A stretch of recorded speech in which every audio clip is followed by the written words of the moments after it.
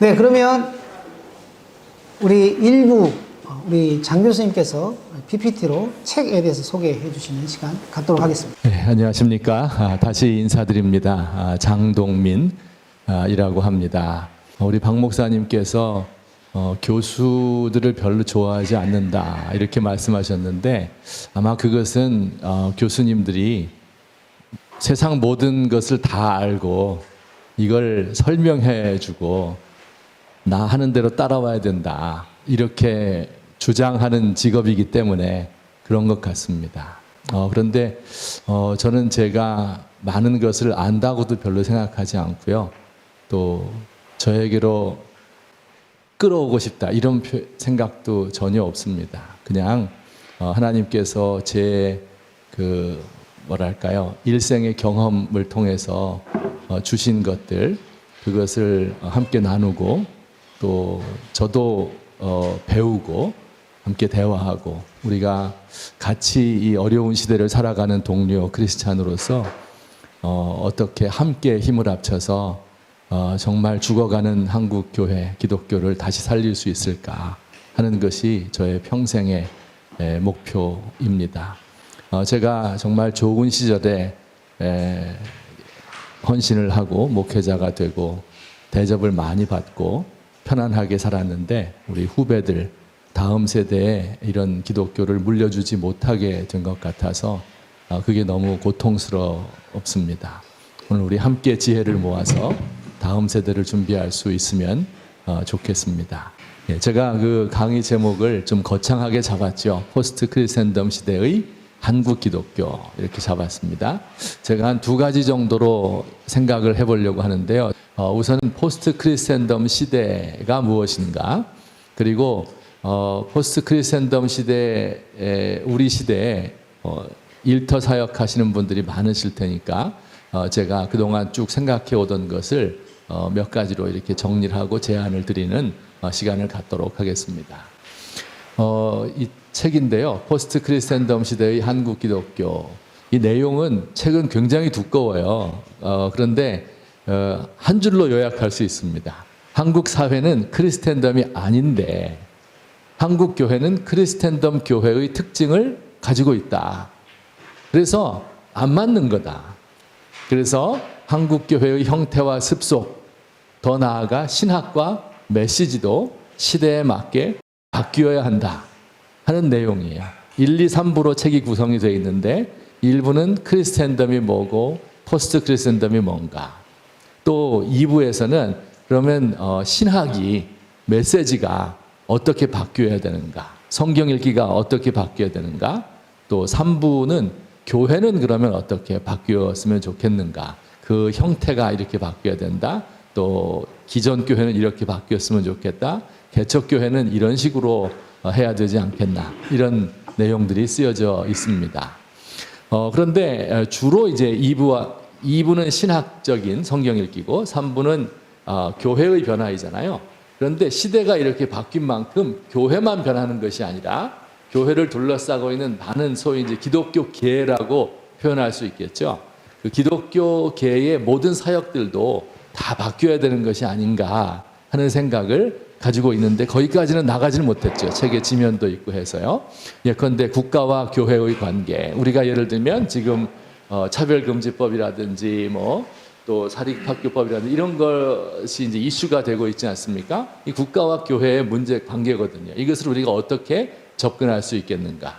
또 기독교 세계관 운동에 대해서도 지금까지 쭉 많이 해왔는데 사실 이렇게 잘 되지 않고 있잖아요.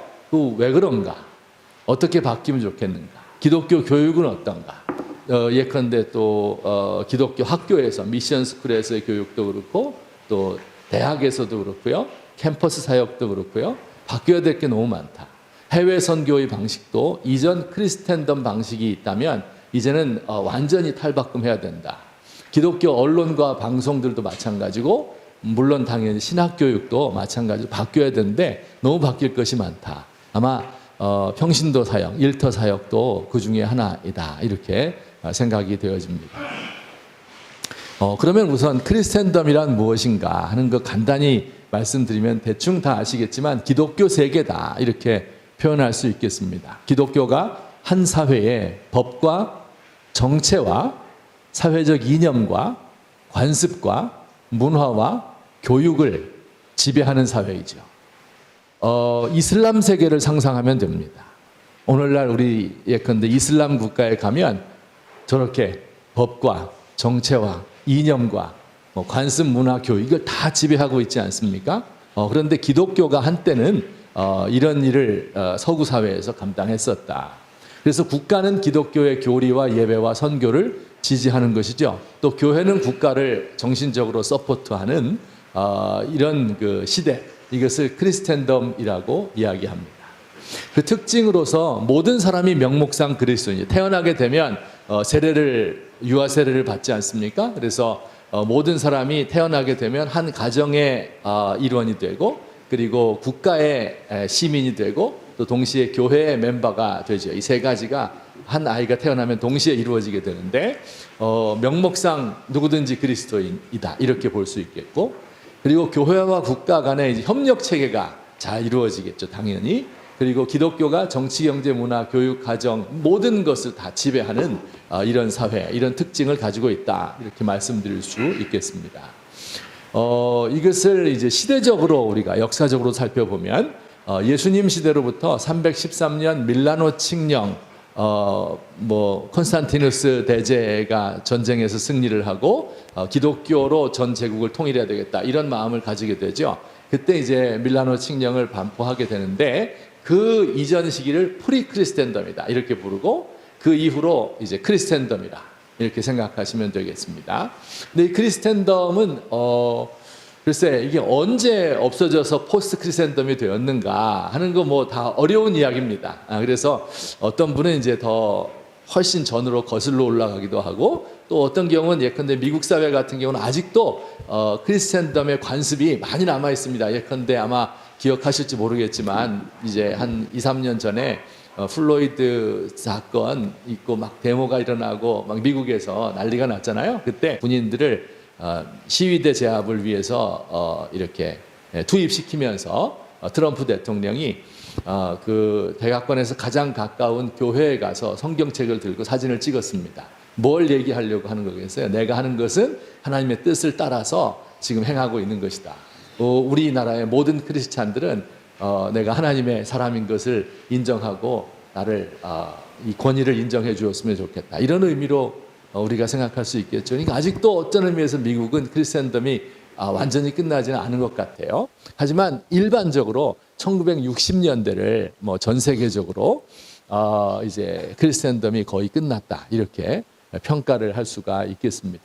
그러니까 예컨대 종교개혁과 같은 것도 이것이 크리스텐덤이 끝난 게 아니죠. 그 시대 안에서 개혁이 일어난 것입니다. 그러니까 종교개혁 이후에도 그러니까 크리스텐덤 세계는 계속되었고 그리고 대다수의 개신교 교파들은 당연히 종교개혁 이후에 생겨난 것이잖아요. 장로교, 감리교, 루터란 말할 것도 없이 그래서 이제 그런 교회들이 크리스텐덤 교회의 특징을 다 지니고 있는 겁니다.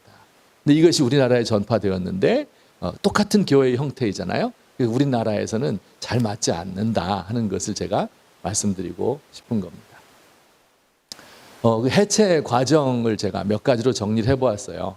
르네상스 시대 인간에 대한 재발견이죠. 그동안에 이제 신에 집중했는데 또 종교개혁 시대를 통해서 개인이 신앙의 주체인 것을 그러니까 교회에 속해 있다고 해서 세례를 받았다고 해서 무조건 다 하나님 백성이 아니라 개인이 회심하는 것을 중요하게 여기는 그러한 시대가 열렸습니다. 18세기 이후 19세기 계몽 사상이 대두되면서 과학이 발달했죠. 그러면서 그동안 모든 학문, 모든 과학은 교회의 지배하에 있었는데 이게 독립을 해서 이제 심지어는 신앙과 학문이 분리가 되고 또 신앙과 학문이 서로 적대적인 관계를 형성하게 되어서 오늘에 이르고 있습니다. 또 시민혁명 일어났어요. 미국에서 독립혁명, 또 프랑스 대혁명 이런 것들이 인간의 이성을 중심으로 해서 인간의 이성을 기반으로 한 것이죠. 기독교 세계로부터 탈피하려는 정치와 종교의 분리를 가져왔습니다. 물론 이게 완전히 분리된 것은 훨씬 후에 서구 사회의 경우 훨씬 후의 일이지만 그 시초가 된 것은 시민혁명이었습니다. 그리고 산업화가 이루어지고 교회와 시장이 분리되죠. 이 과거에는 교회가 시장을 지배하고 있었어요. 그래서 이자율이 뭐 몇 % 이내여야 된다라든지 뭐 여러 가지 제도들을 교회를 이 검열을 거쳐야 되었어요. 그런데 산업화 이후에 완전히 분리가 되어서 전혀 영향력을 미치지 못하는 이런 모습을 보게 돼요. 바로 우리가 살고 있는 사회이지요. 또 국가가 이제 모든 것의 중심이 되어서 공공성 이렇게 말할 때는 국가주도 이런 의식이 우리 가운데 있게 되고 그동안에 국가와 교회가 서로 밀접한 관계에 있던 것이 분리되는 이러한 모습을 우리가 볼 수 있습니다. 이렇게 해서 이제 해체 과정을 통해서 포스트 크리센덤이 되었다. 그런 이야기입니다. 우리나라의 경우는 사실 우리나라는 크리스텐덤이 아니죠. 우리가 기독교 국가였던 적도 없고 제일 기독교 인구가 많았을 때 뭐 한 인구의 뭐 이것도 믿을 수 없겠지만 25% 정도 이렇게밖에 안 됐죠. 태어나자마자 세례받고 유아 세례받고 이러지는 않았죠. 전 국민이. 그러니까 우리나라는 크리스텐덤이 아니었었습니다. 그런데 놀랍게도 한때 크리스텐덤과 유사한 양상을 띠는 이런 사회의 모습을 보이게 돼요. 그게 해방 후부터 80년대까지 한 3, 40년 정도가 제가 이름 붙이기를 유사 크리스텐덤이다. 이렇게 붙였어요. 크리스텐덤 아닌데 꼭 크리스텐덤처럼 느끼는 이런 그런 사회, 그런 시대였죠. 어떻게 해서 그렇게 되었을까?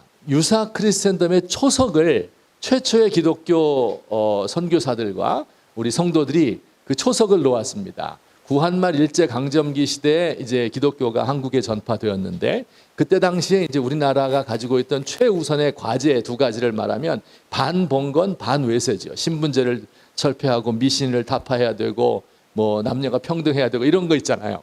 그런 그 반봉건 그리고 외세로부터 서구 각국으로부터 특별히 일제의 침략을 받고 있어서 이 외세를 극복해야 되는 그러한 시대적인 과제를 안고 있었는데 놀랍게도 초창기 그 숫자도 얼마 안 되는 기독교인이었었는데 그 기독교인들이 반봉건 반외세 운동에 앞장서게 되었습니다. 이 모든 것의 정점, 총화는 1919년 3.1운동이에요. 3.1운동이 단순한 독립운동, 반외세 운동뿐만이 아니라 민권운동이었잖아요. 여성운동이었잖아요. 성경을 기초로 한.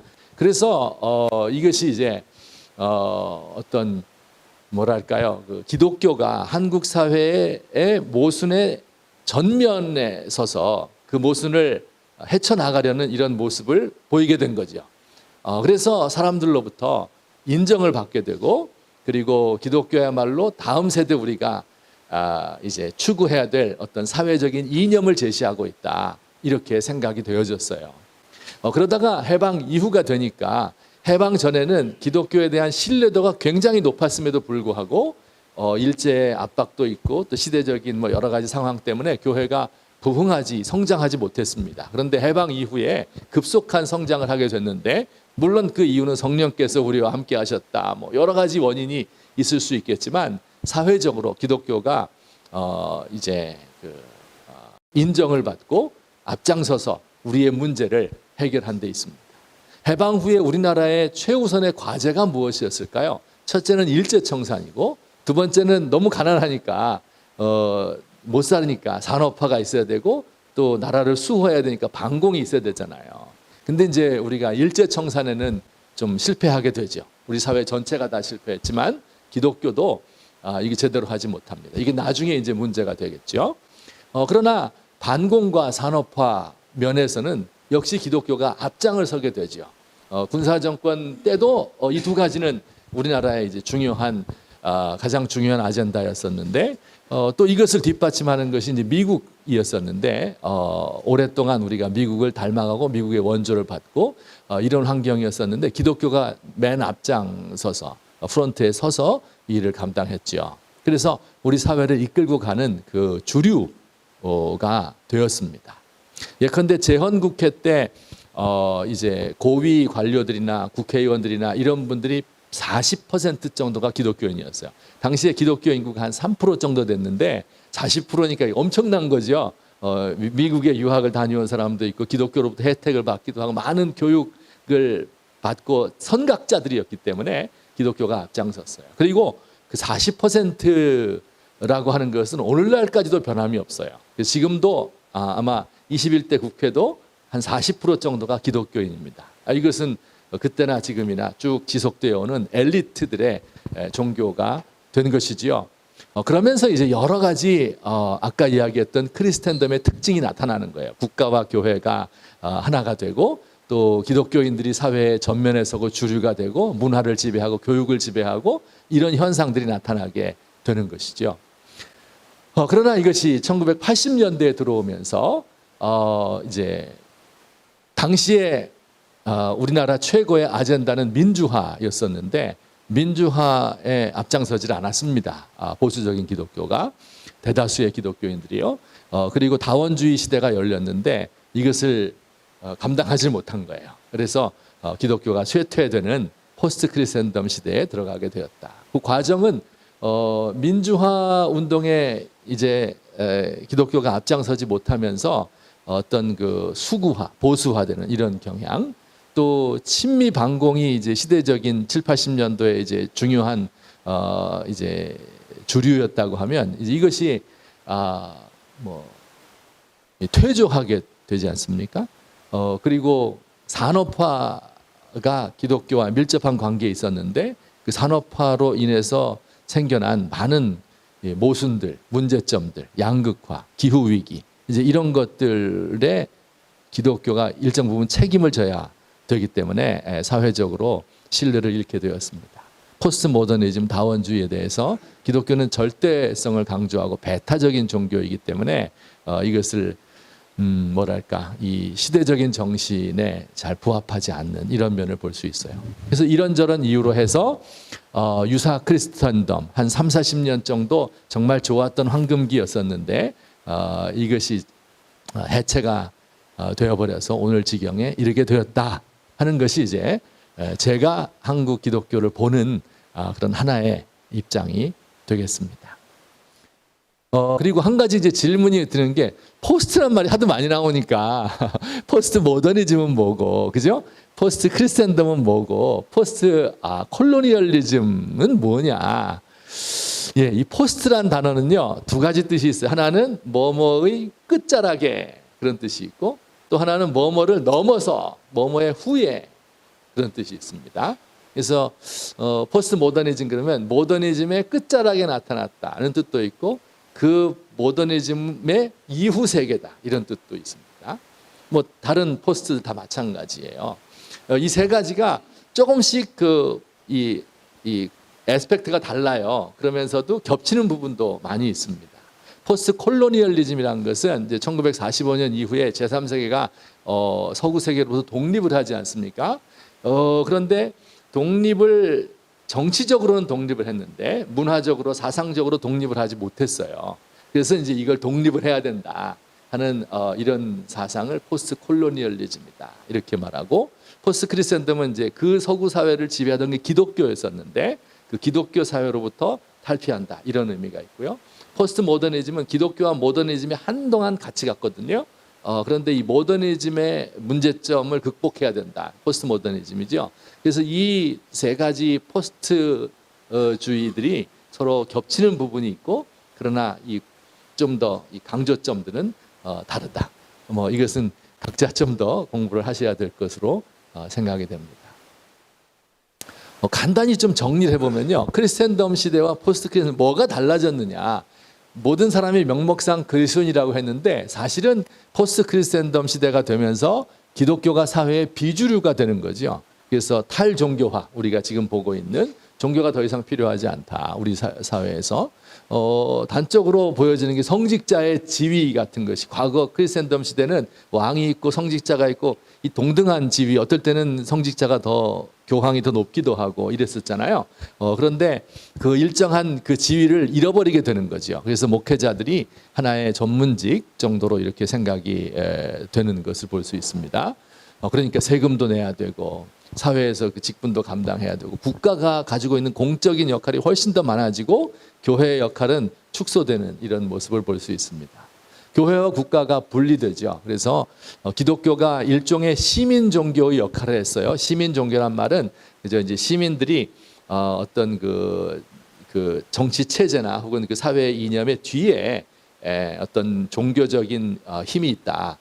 시민 종교라고 말하는데, 미국의 경우는 기독교가 오랜 세월 시민 종교였고 한국도 상당 부분 그랬었는데 이제 그런 것이 없어지게 되었고요. 예컨대 이제 단적인 예가 군목제 같은 것이죠. 우리나라가 기독교 국가가 아님에도 불구하고 일찍부터 군목제가 시행되었고, 요게 이제 개신교와 에만 허용이 되다가 천주교와 또 불교, 원불교에 늦게 해서 허용이 되는데요. 그러니까 이제 이런 것이 국가와 교회가 이렇게 같이 가는 이런 모습이었었는데, 이제 그런 게 지금은 있기는 있죠. 그렇지만 다른 종교들과 나란히 경쟁 관계에 있게 되지요. 교육도 예를 들어서 그 종립학교들, 중고등학교 또 대학들, 이제 많은 그 종립학교들이, 기독교 학교들이 교육을 뭐 앞장섰는데, 지금은 중고등학교에서 채플 드리는 거 너무나 어렵고, 대학도 이제 그런 위기에 몰리게 되었습니다. 세속화라고 말하죠. 세속화란 말은 아까 교회가 이 모든 것을 지배하고 있는데 그것이 하나하나씩 떨어져 나가는 과정이에요. 시장이 떨어져 나가고, 또 공공의 영역이 떨어져 나가고, 과학이 떨어져 나가고, 교육이 떨어져 나가고, 이런 세속화라고 부릅니다. 기독교는 사사화, 개인의 종교가 되었다. 기독교의 윤리가 사회를 지배했었는데 그것이 상대화 되었죠. 또 기독교적 축일이나 혹은 주일, 뭐 이런 것이 이제 더 이상 지켜지지 않죠. 그런데 우리나라의 경우에 이 크리스텐덤이 지나갔다. 과거 유사 크리스텐덤이었는데 지금 지나갔다 하는 이유가, 생각해 보시면 주일이라는 제도, 이게 언제 생겼을까요? 성경에 안식 후 첫날이라는 표현이 있는데 그 안식 후 첫날은 성경에 3번밖에 나오지 않습니다. 만약에 주일 성수가 지금 한국 교회가 그렇게도 중요하게 생각하는 것처럼 주일 성수와 11조, 이게 이제 그렇게도 중요하다면 성경에 전반적으로 창세기부터 말라기까지, 계시록까지 쭉 나와야 되잖아요. 많이 나오지는 않습니다. 그리고 그것은 그냥 그날에 모였다는 뜻이지 꼭 지켜라 그런 뜻이 아니에요. 오히려 성경에서는 예수님 때문에 안식일이 날과 달과 절기를 지키는 것이 의미가 없게 되었다. 왜냐하면 그것은 그림자이고 예수님이 실체이기 때문에, 이런 게 이제 강하거든요, 신약 성경에서. 그런데 크리스텐덤이 되면서 313년 이후에 컨스탄티누스 대제가 이제 기독교를 국교화하면서 태양신을 섬기는 주일과 안식 후 첫날, 이것을 결합시켜서 일요일을 주일로, 롤즈데이로 만든 것이죠. 그런데 이제 한국의 경우는 크리스텐덤이 아니니까 주일을 지키는 것이 굉장히 어색했던 것이죠, 초기에는. 그런데도 한국 기독교가 사회의 주류였기 때문에 이것을 상당 부분 강제할 수 있었고, 또 미국의 것을 따라가는 우리의 이런 멘탈리티 때문에 가능했었습니다. 그러나 오늘날 우리가 포스트 크리스텐덤 시대, 미국도 그렇지만 한국도 주일, 일요일을 휴일 정도로밖에 여기질 않고요. 그리고 그 휴일에는 레저 활동이 많습니다. 그래서 주일날 예배 끝나고 밖에 나가면 다 비즈니스가 잘 돌아가죠. 그러니까는 서비스업에 종사하는 사람이 많은데 그 중에 뭐 한 3분의 1 정도는 일요일 날도 일하지 않겠습니까? 그러면 그분들에게 대해서는 복음 전도할 기회가 없는 거예요, 아예. 일요일 11시가 우리의 예배 시간이기 때문에. 근데 그것은 과거 크리스텐덤 시대의 습속이죠. 교회의 형태죠. 근데 이것이 바뀌지 않기 때문에 전도가 되지 않는다. 저는 이것만 바뀌어도 많은 사람이 전도가 되리라고 생각이 됩니다. 예컨대 이제 이런 것들이 이제 눈에 보이는 이런 차이라고 말씀드릴 수 있겠습니다.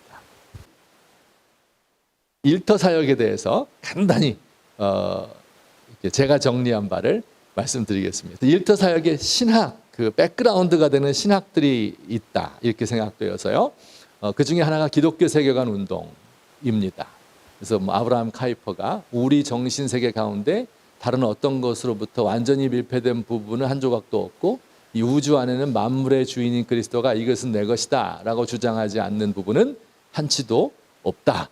이렇게 이야기를 했고, 그래서 하나님의 다스림, 또 창조 타락 구속, 근본 동기, 이 그라운드 모티브라고 그러죠. 정말 기독교 세계관이 우리에게 준 게 너무 많아요. 그 운동이 영역 주권 뭐 이런 것들인데, 그러니까는 일터 사역이라고 할 때 이런 그 하나님이 전지를 다스리는데 어떤 영이 정치적인, 경제적인, 교육에 있어서 예술에 다 영역을 나누어서 다스리시는데, 그래서 교회가 특별히 그 중에 우위에 있는 것이 아니라 평신도들이 일터에서 하는 것도 다 중요한 하나의 콜링이다. 이런 정신, 이런 기독교적 세계관이 주장하는 것을 백그라운드로 가지고 있는 것 같아요. 그런데 이게 이제 이 기독교 세계관 운동이라는 것 자체가 19세기 말 그러니까 서구의 크리스찬덤이 해체되어 가는 것을 안타깝게 여긴 카이퍼예요. 그런데 이미 세상은 많이 세속화돼 버린 거예요. 여기서 어떻게, 그러니까 교회의 세력이 약화된 거죠. 이런 가운데서 어떻게 기독교가 지속될 수 있을 것인가 할 때 각 영역을 나누어서 이 사람들이 다 그리스도인들이니까 그리스도인 장들이 그 국가나 혹은 이 경제 기업이나 가정에서, 예술 분야에서, 교육 분야에서 이 하나님 나라를 이루고 다스림을 이제 거기서 펼쳐보면 되겠다, 이렇게 이야기를 생각을 했죠.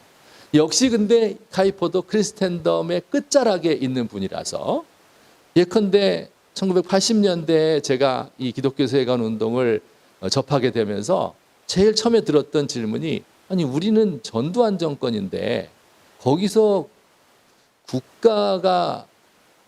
국가의 장이 하나님이 국가의 장에게 통치권을 맡기시고 정의롭게 통치하도록 하셨다. 이게 말이 되나? 이제 이런 생각을 우리가 가지게 되어, 그런 의문을 가지게 되었었죠.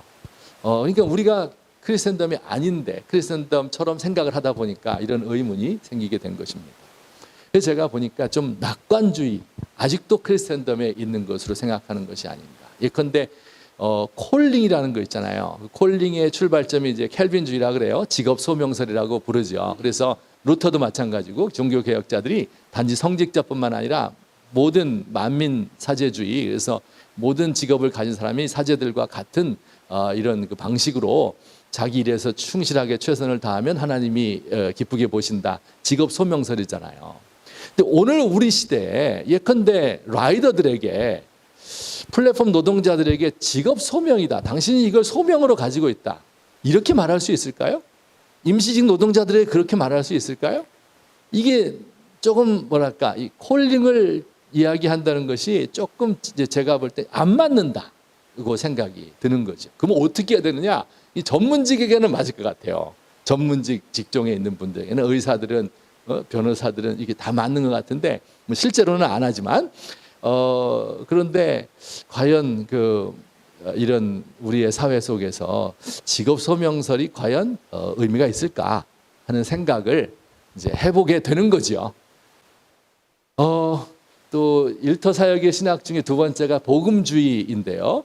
복음주의는 19세기 말 20세기 초 미국의 경우에 부흥운동이 크게 일어났고요. 찰스 피니라는 부흥운동가를 통해 부흥운동이 일어났고, 그 부흥운동을 일으킨 그 회심한 사람들이 내가 윤리적으로 각성을 한 거죠. 이렇게 살면 안 되겠다 해서 나온 것이 이제 그리스도라면 어떻게 할 것인가, 예수라면 어떻게 할 것인가 운동이 일어나게 되고, 그런 그 개인적인 각성을 통해서 사회까지도 변혁시키는, 그래서 알코올을 사회에서 몰아내고 노예제도를 몰아내고 이런 데까지 이르는 아주 엄청난 운동이었죠. 오늘날의 그러니까 미국의 기독교 국가다, 이렇게 우리가 어렸을 때부터 들었던 그 미국을 만든 정신이 복음주의입니다.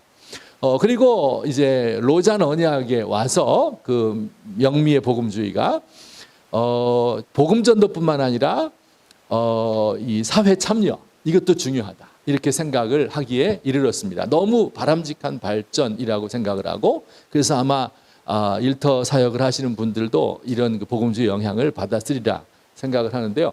그러면서도 이제 제가 늘 복음주의에 대해서 아쉽게 여기는 것이 좀 중산층 중심, 기존 질서를 인정하는, 역시 크리스텐덤의 끝에 일어났던 일이거든요. 복음주의 운동도. 그렇기 때문에 이런 한계가 있지 않을까, 이제 이런 생각을 제가 간단히 간단히는 아니고 간단히 정리를 해보았습니다. 그런데 조금 더 우리 세상이 변했다 하는 것을 느낀 분들이 좀 진보적인 사람들이 그런 것 같아요. 이 중에서 신학적인 진보주의자들도 있고 보수적인 분들도 아마 있을 텐데요. 예컨대 칼바르트 같은 경우에 이제 그동안 독일과 기독교가 같이 가는 정말 전형적인 크리스천덤이었거든요. 그런데 알고 보니까 독일이 온갖 나쁜 짓 다 하는 거예요. 이걸 깨달은 거죠. 아, 우리가 지금 하나님의 뜻을 이루는 게 아니었구나, 이 국가가 하는 걸 아주 깊이 깨닫게 된 것이죠. 이제 그 뒤를 이은 사람 중에 하나, 디트리히 본헤퍼는 성인된 사회, 어른이 되었다. 그래서 옛날처럼 미신적으로 뭐 전도하고 이런 게 아니라 이 사회 전체 속에서 그리스도인들이 어떤 제자의 역할을 감당해야 되겠는가 하면서 교회는 타자를 위하여 현존할 때 교회가 된다, 이런 유명한 말을 남기게 된 거죠. 예수님을 따르는 사람들이 이 땅에서, 수도원에서가 아니라, 교회에서가 아니라 이 세상 속에서 고난을 받으며 십자가 지는 삶을 살아야 된다. 핸드리 크레머가 아마 평신도 신학에서는 가장 중요한 그 에큐메니칼 진영의 신학자일 것 같아요. 평신도를 목회자로 만드는 것이 아니라, 오늘날 제자 훈련 이렇게 말하면 작은 목사들을 만드는 거잖아요. 교회마다. 그것이 아니다. 일터에서 각자의 처해진 상황에서 이제 세상을 변화시키는 이런 사람을 만드는 것이다. 이렇게 이제 핸드리 크레이머가 이야기를 하죠.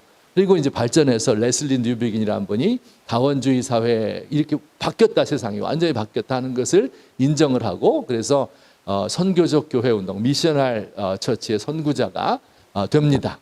그래서 아주 이분들이 사회 변동을 아주 그 앞장서서 몸소 직감하고, 그리고 이것을 예견하고 또 신학을 발전시킨 분이라고 할 수는 있는데, 근데 이제 우리가 조금 저도 개인적으로 이건 내가 교회 생활 쭉 복음주의 교회에서 쭉 해왔는데, 이게 이분들이 아무래도 사회적인 구조의 변화, 인간 해방 이런 데 더 초점이 맞춰져 있지, 내가 하나님 앞에 회심하고 죄인임을 고백하고 십자가 대속을 통해서 예수 믿고 이런 것과 조금 멀다, 이런 생각을 제가 하게 됐어요. 물론 이제 사람에 따라 좀 레슬리 뉴비긴 같은 경우는 이제 훨씬 더 그 개인적인 구원과 회심을 강조하기 때문에 이 단편적으로 말할 수 없지만 전체적인 성향이, 흐름이 그렇게 되는 것이 아닌가, 이렇게 생각을 해보았어요. 이 외에도 이제 많은 신학자들, 많은 분들이 그 다음에 또 이 세 부류의 사람들이 서로 영향을 주고받죠. 이게 나는 진보니까 그냥 이것만 읽겠다, 나는 복음주의니까 이것만 따르겠다, 이렇게 하지는 않죠. 서로 영향을 다 주고 받았습니다. 그래서 아마 한국에서의 일터 사역이나 그 사역의 배후에 있는 신학 이것들도 다양한 그 루트를 통해서 우리에게 전해진 것으로 이해할 수 있고, 그런데 그것들이 가지고 있는 장점이 있고 단점이 있다 하는 것을 제가 간단히 정리를 해보았습니다. 마지막으로, 그러면 어떤 방향성을 가지면 좋겠는가?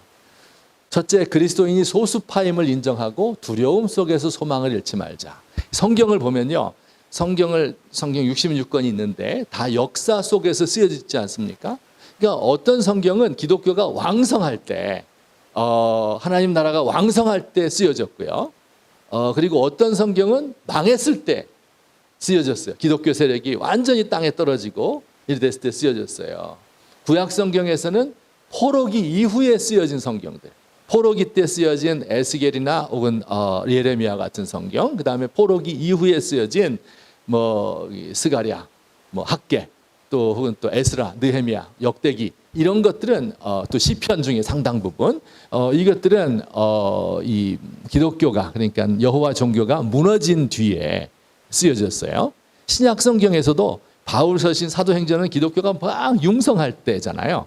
그런데 베드로전서, 요한 서신, 또 요한계시록, 이런 것은 교회가 박해를 받을 때, 아주 힘들 때 쓰여졌어요. 그래서 저는 이런 포로기 이후에 예언서들이나 시편, 그리고 신약 성경의 공동서신과 계시록, 이 부분이 우리가 그동안은 너무 유사 크리스천덤, 너무 기독교가 영광스럽고 잘 나갔기 때문에 모세오경이라든지, 그죠? 신명기, 기독교 국가를 만들어야 된다. 이렇게 이런 쪽에 이제 강조를 많이 두었죠. 바울 서신, 사도행전, 복음전에서 땅끝까지 막 이렇게 여기에 이제 이것을 이제 굉장히 강조를 하고, 반면에 포로기 이후라든지 공동서신은 강조를 덜 했는데 지금은 이제 좀 바뀌어야 되지 않을까. 그래서 제가 베드로전서에서 몇 구절을 따왔습니다. 베드로전서의 특징은 나그네된 로마 제국 변방에 흩어진 소수의 기독교인들, 핍박받는 자들에게 쓴 편지죠. 너희가 나그네로 있을 때를 두려움으로 지내라. 나그네된 백성이다. 이게 이제 베드로전서의 핵심 내용이에요. 그래서 두려워하면서, 그러니까 우리는 두려워하지 말라 이거 배웠잖아요. 근데 베드로전서는 두려워하라 훨씬 더 많이 나옵니다. 왕을 두려워해야 돼요. 노예들이 예수 믿었는데 주인을 두려워해야 되고, 아내들이 예수 믿었는데 남편을 두려워해야 되고, 이런 것이 이제 가득 차 있습니다. 그러면서도 그 세상을 변화시키는 주역이다, 이 생각은 변함이 없어요. 그래서 왕 같은 제사장들이다, 거룩한 백성이고 하나님의 소유된 너희들이다, 그 변방에 있는 작은 양무리들, 그들을 이렇게 평가를 했습니다. 그럼 이제 어떻게 이게 말이 되느냐? 노예들이고 아낙네들이고 뭐 가진 것이 없는 평신도들인데 거기서 어떻게 로마 제국을 상대해서 약한 제국을 변화시킬 수 있단 말이냐? 우린 나그네에 불과한데 하는 게 이제 질문이 되겠죠. 공동체가 중요하죠. 친밀한 사귐. 너희가 진리를 순종함으로 너희 영혼을 깨끗하여 거짓이 없이 형제를 사랑하기에 이르렀다. 마음으로 뜨겁게 서로 사랑한다. 이 공동체. 이게 이제 과거의 기독교 세계관 운동이나 혹은 또 에큐메니칼의 이 운동들에서는 교회 공동체가 상당히 약화될 수밖에 없는 구조예요. 그런데 이제 공동체가 사실은 모든 이 힘의 근원인 것이죠. 크리스텐덤 시대 때는 상당히 많은 부분들이 그리스도인들이기 때문에, 그리고 공동체는 너무 당연한 것이기 때문에 거기에 대한 강조가 좀 약했던 것 같아요.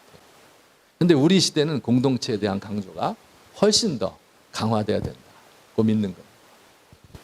이것은 교회에서도 그렇고 일터에서도 마찬가지입니다. 전도 전략이 바로 베드로전서의 전략이에요. 선한 양심과 극진한 사랑.